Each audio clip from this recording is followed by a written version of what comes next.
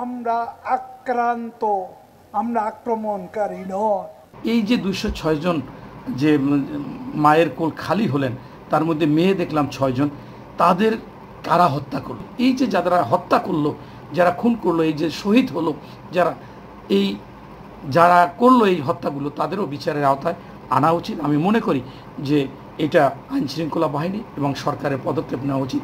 নতুবা মানুষ মনে করবে যে শুধুমাত্র সরকারের একটা কিছু হলে সেটাই ফুটেজ হয়, আইনশৃঙ্খলা বাহিনী দেখে সব কিছু হয়, কিন্তু অন্য যারা হলো তারাও তো কোনো না কোনো মায়ের গর্ভে জন্মগ্রহণ করেছে, রক্ত মাংসের মানুষ ছিল, তারা সবাই মেধাবী ছিল, তারা আন্দোলন সংগ্রাম করেছে। যতজন হোক, আমি মনে করি তাদের প্রত্যেকের হত্যাকারীদেরকে আইডেন্টিফাই করা উচিত এবং তাদেরকে বিচারের আওতায় এনে কঠিন বিচার করা উচিত। ওবায়দুল কাদের সাহেব প্রতিনিয়ত বলতেছিলেন যে এই কোঠা আন্দোলনকারীদেরকে দমন করা হবে, আমার ছাত্রলীগ দমন করবে এবং সকলকে নির্দেশ দিয়ে দেওয়া হয়েছে। যার কারণে আমরা একটা সময় দেখলাম যে এই কোঠা আন্দোলন করতেছিল যারা, তারা মাইর খাচ্ছিলেন এবং তাদেরকে বিভিন্নভাবে হ্যাস্ত করেছিলেন।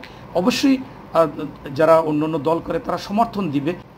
ধন্যবাদ আপনাকে। আপনি জানতে চেয়েছেন যে বাংলাদেশের কোঠা বিরোধী আন্দোলনে ধ্বংসাত্মক যে রূপ নিয়েছে, সম্পদের যে ক্ষতি হয়েছে, পাশাপাশি যারা নিহত হলেন, যারা যে সমস্ত মা তার সন্তান হারা হলো, যারা ভাই হারা বোন হারা হলেন, তাদের সম্পর্কে আমার মন্তব্য কী?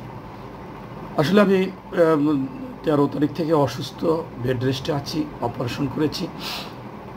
আপনারা জানেন যে ইতিমধ্যে আইনশৃঙ্খলা বাহিনী তারা স্পষ্টভাবে জানিয়েছেন যে যারা বিভিন্ন ভাবে এই জানমালের ক্ষতি করেছেন, তার মধ্যে উল্লেখযোগ্য সেতু ভবন, রেল লাইন, মেট্রো রেল, এই সমস্ত ক্ষতির ফুটেজ পেয়েছেন এবং তাদেরকে গ্রেপ্তার করেছেন, অর্থদাতাদের গ্রেপ্তার করেছেন, এমনকি পুলিশদেরকে যারা হত্যা করেছেন তাদেরকেও গ্রেপ্তার করেছেন।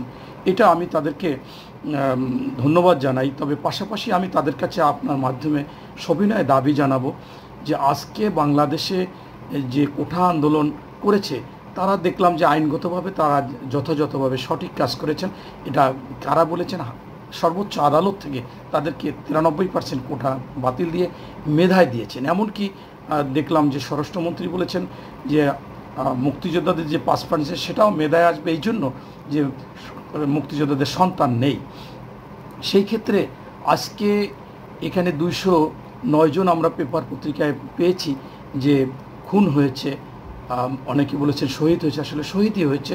সেই মধ্যে যদি পুলিশ 3 জন দেখলাম, যে পুলিশ 3 জন, তাহলে আরও 206 জন, অন্য আরও অনেকে অনেক বেশি বলেন, কেউ বলেন অনেক বেশি, সেটা আমি বলতে চাই না। আমি এই 206 জন, এই যে 206 জন যে মায়ের কোল খালি হলেন, তার মধ্যে মেয়ে দেখলাম 6 জন, তাদের কারা হত্যা করলো, কিভাবে হত্যা করলো, সেই ফুটেজ আইনশৃঙ্খলা বাহিনী তাদের উচিত।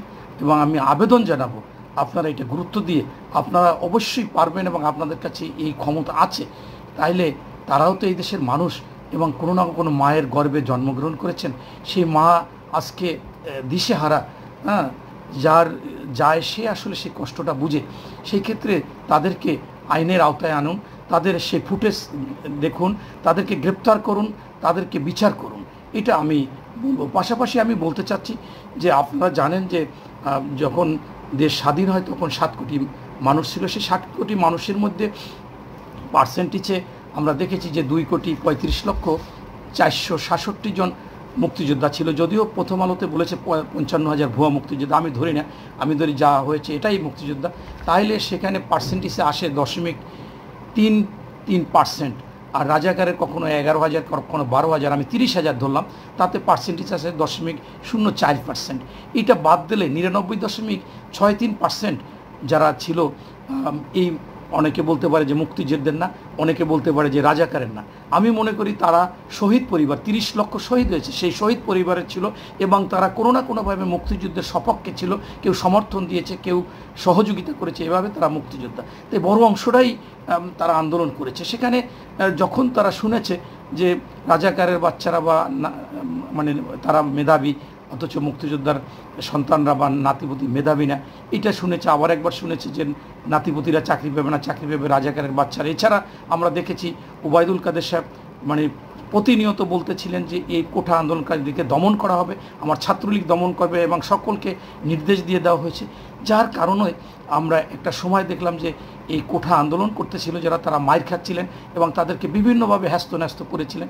অবশ্যই যারা অন্য অন্য দল করে তারা সমর্থন দিবে এবং তারা যদি অন্যায় করে থাকে তারাও বিচারের আওতায় আসবে। কিন্তু এই যে বিষয়গুলো যখন চারিদিকে এটা হলো, এই যে কোঠাকারী আন্দোলনকারীরাই যে বেশি আন্দোলন করেছে, এটা প্রমাণ হচ্ছে যে আজকে প্রধানমন্ত্রী বলেছেন যে 300 রুম হলে ভেঙে ফেলেছে। এটা কি কোনো বড় মানুষ যায়, যুবলীগ ছাত্র মানে যারা বিএনপি করে বা জামাত করে তারা যায় না, এই ছাত্ররাই যায় তারা তাদের যারা নির্যাতন করেছে তাদের ভেঙেছে। পাশাপাশি কান ধরিয়ে উঠাই বসাইছে ছাত্রলীগ, তারাও দেখেছেন ভিডিওতে, তারা কোঠা আন্দোলনকারীরা করেছে, বেঁধে রেখেছে কোঠা আন্দোলনকারীরা করেছে। এবং এই বড় অংশে তাদেরকে শেষ পর্যন্ত সর্বোচ্চ আদালত সেই রায়ও তাদের পক্ষে দিয়েছে। তাই আমি মনে করি যে আজকে আমাদের সব কিছুরই বিচার হওয়া উচিত। যারা জানমালের ক্ষতি করেছে তাদেরও দিতে হবে, কিন্তু এই যে যারা হত্যা করলো, যারা খুন করলো, এই যে শহীদ হলো, যারা করলো এই হত্যাগুলো, তাদেরও বিচারের আওতায় আনা উচিত। আমি মনে করি যে এটা আইনশৃঙ্খলা বাহিনী এবং সরকারের পদক্ষেপ নেওয়া উচিত। নতুবা মানুষ মনে করবে যে শুধুমাত্র সরকারের একটা কিছু হলে সেটাই ফুটেজ হয়, আইনশৃঙ্খলা বাহিনী দেখে সব কিছু হয়।